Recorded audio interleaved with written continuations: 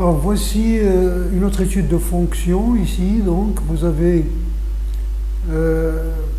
pour les terminales PC bien sûr, donc vous avez une fonction définie par morceau avec une racine cubique, donc ce qui est nouveau. Voilà, c'est une fonction définie par intervalle. Donc vous avez la limite, vous avez ici la recherche de l'asymptote oblique de deux façons différentes, en utilisant directement la définition, c'est-à-dire la fonction maladroite, et puis en utilisant la propriété au voisinage du moins de l'infini, l'étude de la dérivabilité, le calcul de la dérivabilité, le théorème du valeur intermédiaire, la convexité, la concavité, la restriction, le calcul du nombre dérivé de la restriction, etc. Même la détermination de la réciproque, la détermination de la réciproque, voilà. Donc c'est un peu toutes les questions qu'on se pose. Il reste tout simplement deux questions, la comparaison, c'est-à-dire la position relative de la fonction avec la droite d'équation égale à x, et la suite, c'est-à-dire la suite qui est intégrée dans le sujet, et ça sera le sujet complet sur l'étude de fonction. Voici. Alors voici pour cette première question, donc la limite en plus l'infini en moins l'infini. Alors vous avez la limite en plus l'infini de f de x est égal à la limite, si vous mettez ici x au cube en facteur, donc vous allez avoir x au cube facteur de 1 moins 1 sur x carré, vous faites sortir le x au cube, voilà si vous voulez, voilà nous factorisons par x au cube, voici, et puis on fait sortir le x au cube, racine cubique de x au cube c'est x, parce que x est positif, on met x en facteur, et donc ça vous donne, ça tend vers 0, 1 moins x carré tend vers 0, donc 1 plus l'infini c'est plus l'infini, voilà, c'est ça. Ici pour la deuxième, on peut construire la limite, c'est-à-dire au lieu de donner la limite et la justifier, on va dire donc, ici, la limite de x carré plus 3 lorsque x tend vers moins l'infini c'est plus l'infini, la limite de moins x moins 2 c'est plus l'infini, et donc deux fonctions qui tendent vers plus l'infini, leur somme tend vers plus l'infini. Donc deux façons d'aborder la limite. Alors pour cette question-là, donc calculer la limite de f de x moins x plus 1, interpréter le résultat graphiquement. Donc la limite de f de x, donc on remplace f de x, c'est racine cubique de x au cube moins x moins 1, moins x plus 1, donc simplifie. Vous avez ici, c'est une forme indéterminée, donc vous mettez x en facteur, vous avez ça, vous allez, lorsqu'x tend vers plus l'infini, vous allez voir racine cubique de 1 moins 1. Donc c'est 0 fois l'infini, c'est une forme indéterminée. Donc ça c'est la forme indéterminée, 0 fois l'infini. Forme indéterminée. Ici, vous connaissez la forme indéterminée, c'est-à-dire si vous prenez le terme du plus haut degré, vous devez avoir 0. Racine cubique de x moins x égale 0. Si vous avez ce cas-là, donc ça veut dire que vous devez faire une partie conjuguée. Donc racine cubique de x moins x. D'accord? Ça, vous le faites dans votre brouillon. Donc ici, donc, vous multipliez par la partie conjuguée. Donc cube moins cube, ça veut dire 1 moins x moins 1 sur x carré moins 1, c'est 1 moins x carré. Et ça, vous avez donc le carré de celui-là, le carré du premier, plus le produit, voici le produit des deux, voici le premier terme, le deuxième terme c'est 1. Donc le carré du premier, plus le produit, plus le carré du second, voici. Vous simplifiez ici, donc vous allez avoir moins 1 sur x, vous faites descendre le x ici, vous avez ça. Ce carré-là que vous avez ici entre parenthèses, vous pouvez le faire entrer sous la racine cubique, ou la racine énième. C'est-à-dire que la racine énième de x à la puissance p est égale à la racine énième de x, le tout à la puissance p, d'accord? Si vous voulez. Donc lorsqu'x tend vers l'infini, ça tend vers, la parenthèse tend vers 3, 1 plus 1 plus 1, 3. Donc moins 1 sur x tend vers 0. Qu'est-ce que vous en déduisez? Vous en déduisez donc que vous avez ici la limite lorsque, alors le résultat que vous avez dans le cours, si la limite lorsqu'x tend vers plus ou moins l'infini, c'est-à-dire l'infini ou plus l'infini, disons par exemple x tend vers plus l'infini, c'est la même chose pour ne pas créer de confusion. C'est la même chose lorsqu'x tend vers moins l'infini. Alors la droite d'équation ax plus b, c'est-à-dire fonction moins droite, est asymptote à la courbe au voisinage de plus l'infini. Asymptote oblique, bien sûr, si vous le dites oblique, c'est pas le cas. De toute façon, le repère est orthonormé. Donc ici, quelle est la droite? Donc vous avez ici limite x tend vers plus l'infini de f du x. Il faut faire attention, il faut faire entre parenthèses. Donc moins x moins 1 égale à 0. D'où vous avez la droite delta d'équation y est égal à x moins 1 et asymptote oblique, si vous voulez, à C de f au voisinage de plus l'infini. Voilà. Donc, pour la branche infinie au voisinage de moins l'infini, vous avez donc la limite en moins l'infini, c'est moins l'infini. Donc, on va passer à l'étape suivante. Donc, on a ça. L'étape suivante, la limite de f de x sur x. Donc, voici donc 1 sur x, voici f de x. Vous mettez x carré en facteur à l'intérieur de la racine carrée. Vous faites sortir x carré en valeur absolue, il devient moins x parce que x tend vers l'infini, donc x est négatif. Donc vous faites sortir x carré en devenant moins x parce que normalement c'est valeur absolue de x. Et comme x tend vers moins l'infini, donc x est négatif, donc c'est moins x. Voilà. Donc vous divisez par x, donc ça vous divisez par x, il s'en va. Ça vous divisez par x, il vous reste moins 1, et moins 2, vous la divisez par x. Lorsque x tend vers moins l'infini, cette quantité tend vers 0, ça tend vers 0, il vous reste moins 2. Deuxième étape, limite de f de x moins ax, c'est-à-dire plus de 2x, vous avez ça. Donc, moins x plus 2x, c'est plus x. Vous avez une forme indéterminée, vous appliquez la partie conjuguée uniquement à cette partie-là, parce que ce 2-là, il n'influence pas la partie conjuguée. C'est-à-dire, il n'a pas d'influence au voisinage, c'est-à-dire lorsque x devient très grand. Donc, ici, vous allez avoir carré moins carré, c'est x au carré plus 3 moins x au carré, c'est-à-dire 3, sur ça. Et au dénominateur, vous avez la racine carrée tend vers plus l'infini, moins x tend vers plus l'infini, donc toute cette quantité tend vers 0. Vous la justifiez, vous écrivez ici, car limite x tend vers moins l'infini de racine de x carré plus x moins x égale à plus l'infini. X tend vers moins l'infini. Très bien. Voilà, donc il vous reste moins 2. Donc la droite, moins 2x moins 2 est asymptote à C de f au voisinage de moins l'infini. Alors vous avez ici comme remarque, ici la limite lorsque x tend vers moins l'infini de 3 sur racine, c'est-à-dire ça, est égale à 0, parce que, comme vous l'avez justifié ici. Autrement, vous pouvez écrire, c'est la limite lorsque x tend vers moins l'infini de 3 sur f de x plus 2. Ça, c'est f de x plus 2. Or, f de x tend vers moins l'infini, c'est 3 sur l'infini, est égal à 0. Ça, d'une part. D'autre part, vous avez ici, si vous voulez avoir une idée directement, sans calculer tout ce passage par les limites, vous mettez x carré en facteur, vous faites sortir x carré, il devient moins x, il sort en valeur absolue, il devient donc moins x. Lorsqu'x devient très grand en valeur absolue, c'est-à-dire lorsqu'x prend des valeurs très grandes en valeur absolue, 3 sur x carré tend vers 0. Et la fonction va se comporter comme moins 2x moins 2, c'est-à-dire comme une droite. Donc si c'est son asymptote, donc on reconnaît l'asymptote directement. Alors ici, étude de la dérivabilité à gauche et à droite en 1 à l'interprétation géométrique. Nous avons la limite, on a f de 1 est égal à moins 1, donc on le cherche ici, dans cette deuxième partie.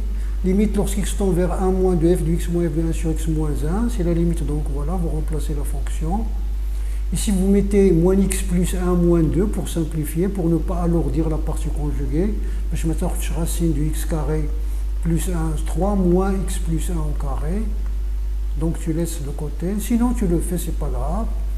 Donc vous avez ça, et si vous multipliez par la partie conjuguée, ça vous donne carré moins carré, c'est-à-dire x carré plus 3 moins 4, c'est x carré moins 1, sur x moins 1, facteur de ça. Si vous simplifiez par x moins 1, vous avez x plus 1 sur racine de x plus 1 sur 2. Ici, lorsque vous êtes dans ce cas-là, si vous ne mettez pas 1 moins, c'est pas grave, si vous le mettez, c'est grave, parce que vous avez simplifié, hein, donc 1 ne pose plus de problème. Donc vous avez 1 demi moins 1, c'est moins 1 demi. Donc f est dérivable à gauche, donc le nombre dérivé est égal à f' à gauche est égal à moins 1 demi. De même, vous avez sur la droite, f de x moins f de 1 sur x moins 1 est égal à la limite lorsque x tend vers 1 de racine cubique de x au cube moins x moins 1 plus 1, donc il vous reste ça.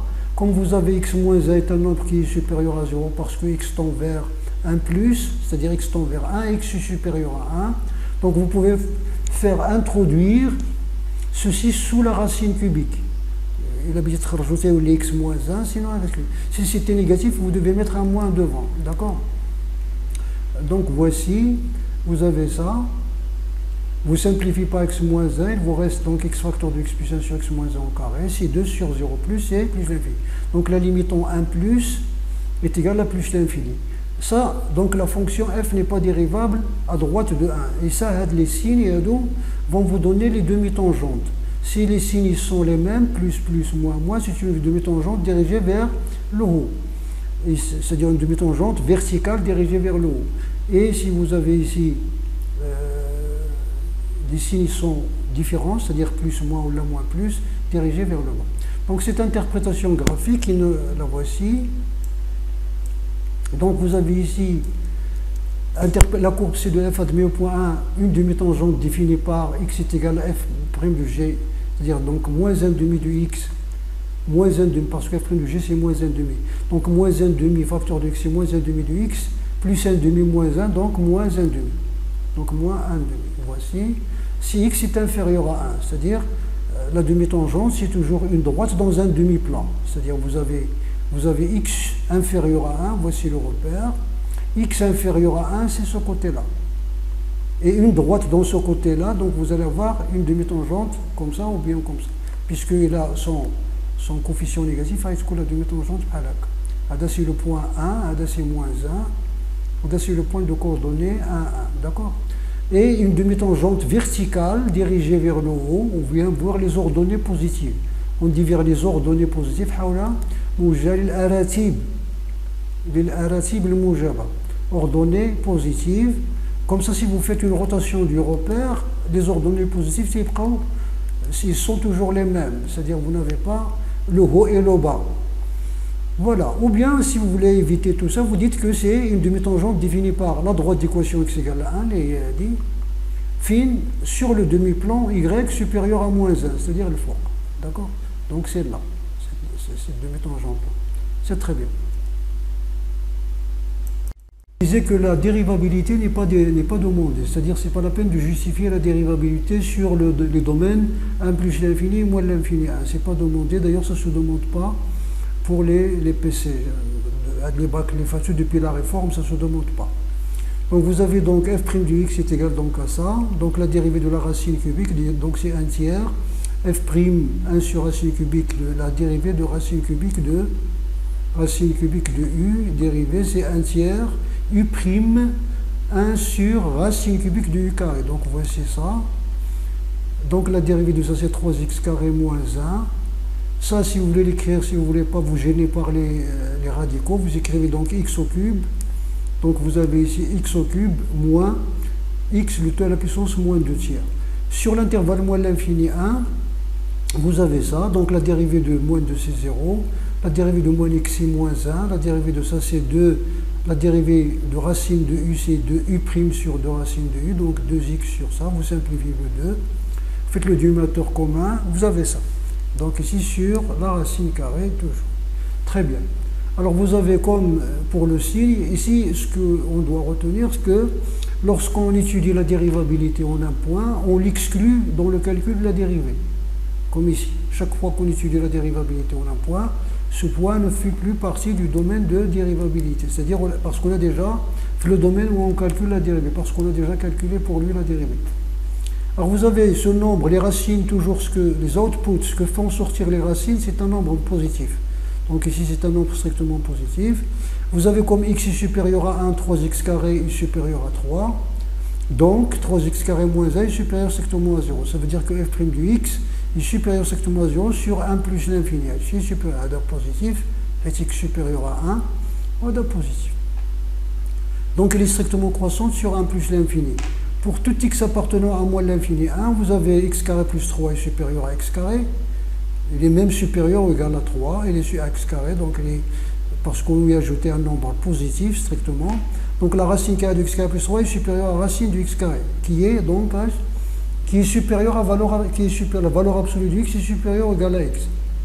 Qu'un x positif ou la négative ou la dont R, la valeur absolue du x est supérieure ou égal à x. Donc ça veut dire donc si vous retranchez, vous allez avoir x moins.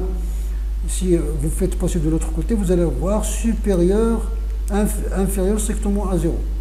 Donc f' est strictement décroissante, donc sur moins l'infini 1, f' est strictement décroissante sur cet intervalle. D'accord? Sinon, si vous voulez encore continuer, vous multipliez par la partie conjuguée. Mais si vous multipliez par la partie conjuguée, vous allez avoir deux choses. Si x est négatif ou bien si x est positif. Mais ce n'est pas la peine. Si vous voulez multiplier par la partie conjuguée, vous le faites. Donc, d'où votre tableau de variation. Donc, la fonction, il n'est pas dérivable en 1. Il est décroissante sur moins l'infini 1, croissante sur 1 plus l'infini. Et vous avez ça. Donc, ici, vous avez sur la gauche, vous avez ici... Voici pour la question suivante. Ici, nous avons dans le tableau de variation, ici, vous avez moins 1,5. Ici, plus l'infini. Donc, d'ailleurs, ce signe-là doit s'accorder avec le signe de la dérivée. D'ailleurs, j'avais fait une erreur ici, parce que ici, la dérivée, j'ai oublié le 1, moins 1. Donc, la dérivée m'a donné 1,5. Alors, lorsque je voulais écrire ça, je vais avoir ici moins 1,5. Ça ne marche pas, parce que vous avez le signe moins plus 1,5. Les signes doivent être accordés. La même chose ici, si vous trouvez moins de l'infini, vous vous êtes trompé. Soit le signe de la dérivée est mauvais, soit la limite est mauvaise. D'ailleurs, donc c'est un moyen de vérification. C'est-à-dire les nombres dérivés vous permettent de vérifier le signe de la dérivée. C'est très bien. Donc la question suivante montre que l'équation admet une seule solution alpha. Donc vous reconnaissez le théorème des valeurs intermédiaires. Bien sûr, ici, la continuité, vous n'avez pas à la justifier, vous allez la justifier par la dérivabilité. Vous dites la fonction est dérivable, donc il est continu. Donc cette propriété-là, il est strictement monotone, d'après donc la question 3e B. Donc voici, nous avons d'après donc la question 3, cette question précédente, f est dérivable sur 1 plus l'infini, donc il est continu sur 1 plus l'infini, en particulier sur 1, 3 demi. F est strictement décroissante, ici, est strictement plutôt croissante. Ici, la voici, croissante sur 1, 3 demi, d'après 3. F de 1, nous avons calculé, c'était moins 1. F de 3 demi, c'est racine de 27 sur 8 moins 3 demi. Vous faites le diviseur commun, vous faites sortir, donc c'est 1 demi. Ici, c'est 27 moins 4 fois 3, 12, c'est 25. Comme vous avez racine cubique de 25 qui est supérieure à 2, donc racine cubique de 25 sur 2 est supérieure strictement à 1, donc cette différence est strictement positive. Donc cette différence est strictement positive. Donc d'après le théorème des valeurs intermédiaires, c'est-à-dire une image est positive et une image est négative, donc d'après le théorème des valeurs intermédiaires, l'équation admet une unique solution dans l'intervalle 1, 3, 2. C'est bien. Alors pour la question suivante, on vous montrer que f' du x est inférieur à 0 déduit à la concavité. Donc vous avez ici f est 2 fois dérivable sur 1 plus l'infini.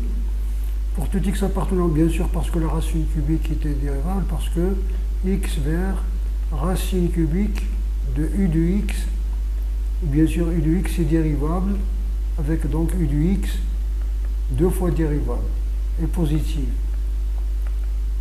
Mais comme nous l'avons dit, vous ne justifiez pas. Donc f seconde de x, c'est f' de x dérivé. Et la dérivée f', c'est sa dérivée. Donc un tiers, on va le laisser de côté. Ça, c'est la dérivée d'un produit. Donc 6x, la voici. Facteur de x cube moins x à la puissance moins 2 tiers. Plus 3x carré multiplié par la dérivée du deuxième, c'est d'abord. Donc la dérivée du deuxième facteur, c'est moins 1 tiers. La dérivée fois x à la puissance 3 moins x à la puissance moins 2 tiers moins 1, c'est-à-dire moins 5 tiers. Alors ici, lorsque vous avez des exposants rationnels, vous mettez en facteur, s'ils sont négatifs, vous mettez le petit. Donc ici, le petit, c'est moins 5 tiers, parce que moins 5 tiers est inférieur à moins 2 tiers, pour ne pas avoir les dénominateurs. Donc vous allez avoir ici, vous avez, on va mettre 2 tiers en facteur, donc 2 tiers. Ici, donc, ça va nous donner 2 neuvièmes. Ici, il va vous rester 3x multiplié par 3 du dénominateur, il y a 9x. Ici, vous allez avoir x au cube moins x à la puissance 1, parce que x au cube à la puissance 1, c'est x à la puissance 3 sur 3. Lorsque vous multipliez, vous allez avoir 3 sur 3 moins 5 sur 3 est égal à moins 2 sur 3. Moins la dérivée de 3x carré moins 1, c'est 2x, c'est de x au cube moins x, c'est 3x carré moins 1, donc c'est 3x carré moins 1 au carré. Là. Le 2 tiers là, on a factorisé. On va la factoriser là. Si vous avez factorisé par x au cube moins x à la puissance moins 2 tiers, vous allez avoir ici un dénominateur fait x au cube moins x à la sur x au cube moins x. Donc pour éviter ça, vous factorisez toujours les puissances rationnelles avec le petit exposant. Donc vous avez ça. Donc ça, c'est un nombre positif. Ici, vous avez 9x fois x au cube, c'est 9x 4 moins 9x carré. Ici, c'est une identité remarquable, c'est moins 9x carré moins 6x plus 1. Donc voici l'identité remarquable. Donc vous allez avoir 9x carré se simplifie, moins 9x carré plus 6x carré, c'est moins 3x carré, moins 1. Ça, c'est un nombre négatif. Donc, comme nous a demandé, f seconde est négative. Le nombre, bien, la fonction est négative. Voilà. Ça veut dire que la courbe C de f est concave sur cet intervalle-là. On aurait pu nous poser la question, étudier la convexité. Et la même chose, on trouvera qu'il est concave. Ce n'est pas, attention, hein, il ne faut pas croire qu'on a dit concavité qu'il faut être concave. D'accord? C'est comme la parité. Étudier la parité, c'est pair ou impair. Donc pour cette question, donc on considère G la restriction de f sur moins l'infini 1. Montrer que G admet une réciproque G moins 1 définie sur un intervalle G à déterminer, donc vers le I. Alors on a pour tout x appartenant à moins l'infini 1, G de x égale à racine de x carré plus 3 moins x moins 2. On note aussi parfois G est égal à f restreinte sur l'intervalle, cette notation-là existe bien sûr. G continue sur moins l'infini 1 car elle est dérivable, toute fonction dérivable sur l'intervalle est continue. G est strictement décroissante d'après donc la question 3a. C'est-à-dire le tableau de variation. 3, troisièmement plutôt. Question 3. Question troisièmement. Voilà. G donc admet une réciproque définie, une réciproque G. Donc vous avez G admet donc une réciproque, on a dit, définie sur G est égale à l'image de l'intervalle moins l'infini 1 par la fonction G. La fonction G étant décroissante, donc c'est G de 1,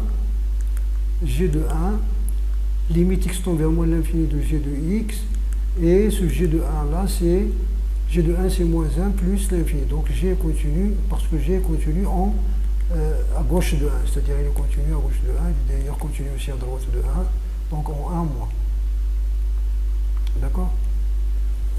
Ici, pour le calcul de G moins 1 de 0, vous avez 0 appartient à J, donc G de moins 1 de 0 appartient à l'intervalle moins 1, 1, c'est-à-dire à l'image de l'intervalle, moins 1, 1. Alors, et comme pour tout x appartenant à moins 1, à moins l'infini 1, G' de x est différent de 0, donc G moins 1 est dérivable en 0, parce que la condition, c'est-à-dire en particulier aussi, c'est G moins 1 de tous les nombres qui sont ici est différent de 0. Donc G moins 1 est dérivable en 0 et la dérivée c'est 1 sur G' de G moins 1 de 0. G moins 1 de 0, on ne le connaît pas. D'habitude, on vous donne un nombre, on vous dit calculer G de quelque chose, G d'un élément Y, pour trouver 0, pour l'utiliser. Ici, on ne l'a pas donné, on va le chercher.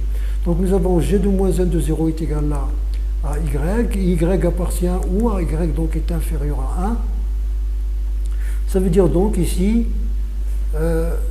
donc G de Y égale à 0, voici G de Y c'est racine cubique de Y carré plus 3, est égal donc à Y plus 2, parce que ici vous avez la fonction c'est moins x plus 2, est égal à Y plus 2. Et ici vous devez avoir donc, puisque Y est inférieur à 1, le nombre doit être positif, donc il est compris entre, Y il est compris entre moins 2 et 2, bon c'est pas grave, on va résoudre l'équation là.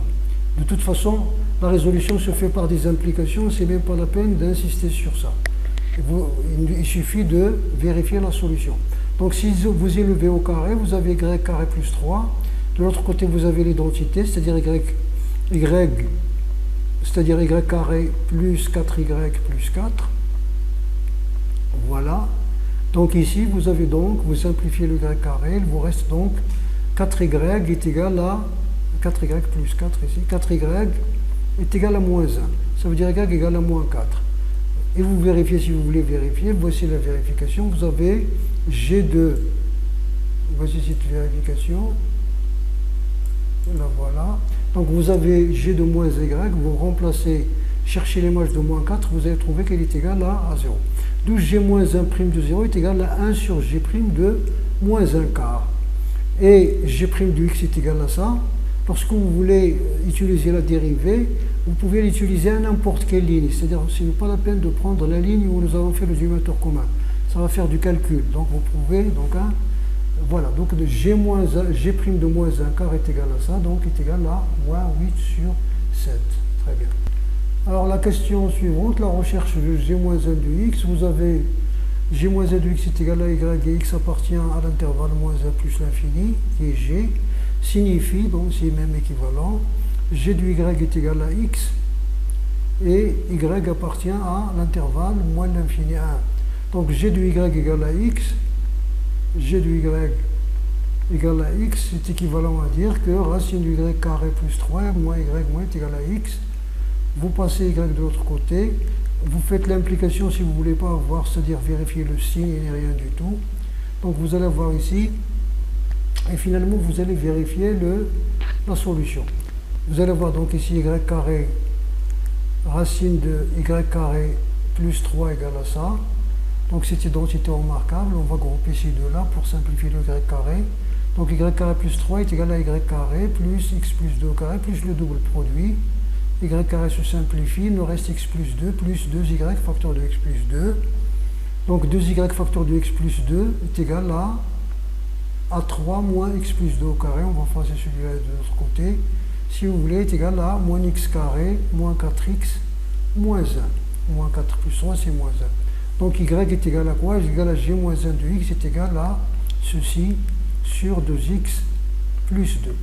Bien sûr, x est supérieur à moins 1, donc x est différent de moins 2. C'est parce que x est supérieur à moins 1, ça veut dire x est différent de moins 2, on peut diviser. Alors, vous pouvez faire les justifications d'usage. G moins 1, c'est ça. La limite en moins l'infini, c'est plus haut degré sur plus haut degré. Donc, si vous avez, c'est moins x, c'est moins l'infini, donc c'est ça. Et l'image de moins 1, c'est 1 plus 1, moins 4, c'est moins 2. Et en bas, moins 1 plus 2, c'est 1, c'est 2. Moins 2 sur 2, c'est moins 1. Avec le moins, c'est 1. Donc, à la valeur 4. Déjà, vous pouvez vérifier comme ça, par les limites. Mais aussi, vous dire, lorsque vous trouvez cette solution-là, vous dites, est-ce que cette solution appartient ici? Est-ce que y appartient à cet intervalle? C'est-à-dire, est-ce qu'il est inférieur à 1? Si vous faites la différence, vous trouvez que la différence est différente de 0. Si vous faites la différence, le dénominateur commun, vous avez ici, moins 1 est une solution particulière. Vous factorisez, vous avez ce nombre positif, ce nombre positif, ce nombre positif, ce nombre positif. Pourquoi? Parce que x est supérieur à moins 1. Donc, tout le résultat est négatif, donc c'est bien. La question, donc tracer les courbes CF et CG-1 dans un même repère. Alors avec le crayon, vous pouvez bien les tracer parce que vous avez ici F et G. Dans cette partie-là, entre moins 1 et 1, ils sont presque confondus, donc il faut prendre une échelle plus grande. Mais avec le stylet comme ça, avec lequel j'écris, c'est pas un peu... Mais disons que pour la courbe F déjà, c'est bien. Vous pouvez faire la courbe F, vous avez ici la courbe C indice F. Vous avez là donc l'asymptote oblique d'équation y égale à moins 2x, moins 2 au voisinage de moins l'infini. La voici. L'asymptote d'équation y égale à x moins 1 au voisinage de plus l'infini. Ici au point A de coordonnées 1 moins 1, vous avez une demi-tangente horizontale et la tangente d'équation y est égale à moins 1 demi de x moins 1 demi. La voici en rouge. Et vous tracez la courbe. Donc elle est décroissante et croissante. Le point A, c'est un point anguleux. Le point 4, c'est la courbe. C'est un point anguleux. D'accord? Il y a deux demi-tangentes et la fonction est continue. Donc voici donc votre point.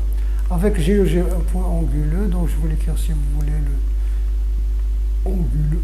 Monsieur angulaire, anguleux. Voilà. Très bien. A, point anguleux. Donc le point A, anguleux. Très bien. Avec GeoGebra, donc voici c'est la même courbe à peu près pour la forme, mais pour la réciproque c'est la symétrique de cette branche-là, cette branche, jusqu'ici, jusqu'à A, par rapport à la première bisectrice, c'est la droite d'équation égale à x dans un repère orthonormé. Donc voici la symétrique. Vous avez en ce point-là, vous avez une demi-tangente d'équation y est égale à moins 1 demi de x moins 1 demi.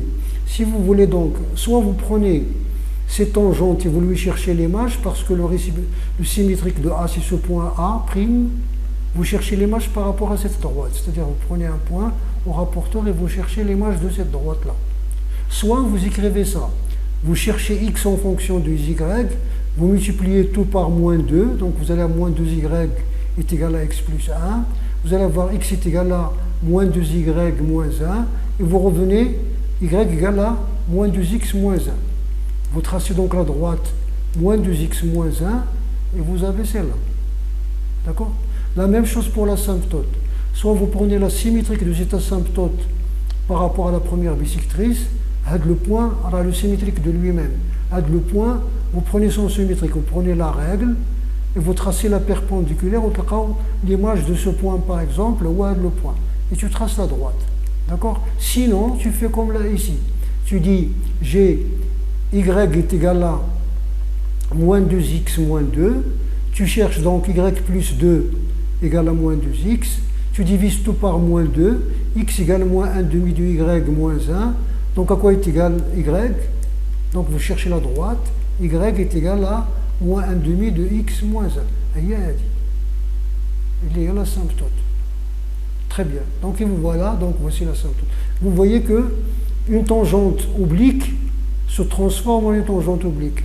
Si nous avions ici une tangente verticale, on aura ici une tangente horizontale. Donc voici donc les propriétés de cette courbe-là.